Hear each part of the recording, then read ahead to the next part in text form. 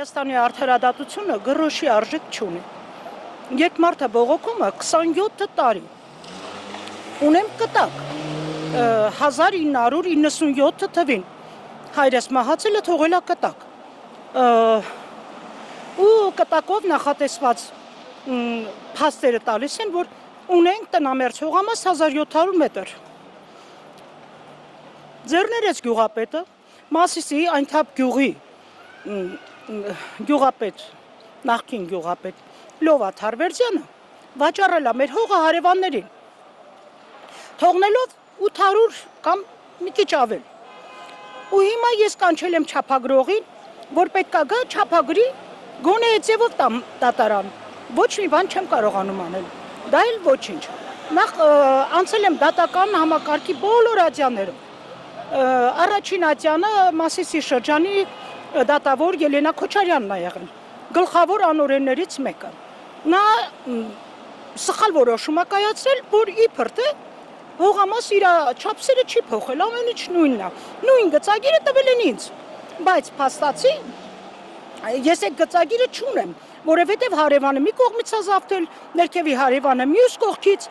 երբ մարդիկ պաշտոն ունեն, հղպացել են, արդեն ոչինչ անել չես կարող, ուժեղի մոտ միշտ թույլն է մեղավոր։ Որոշեցի բողոքել վերաքննիչ դատարան։ Վերաքննիչ դատարանը հայցս մերժեց։ Իբր թե Թուրքի անդորագիրը չկա։ Ոնց կարող է։ Մինչև այսօր անդորագիրը ձեռքիս, ուր ասես բողոքել եմ, ոչ մի արդյունք։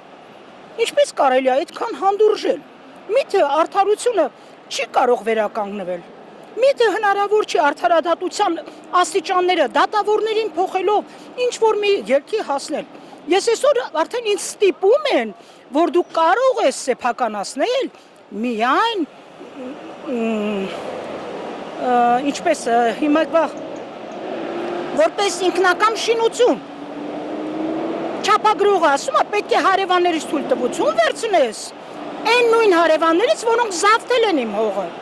Ու գյուղապետից թույլտվություն վերցնես, որ կարողանա սեփականացնել։ Սա է մեր իրականությունը։ Միթե ժամանակ չունի Նիկոլ Փաշինյանը սրանցով զբաղվելու։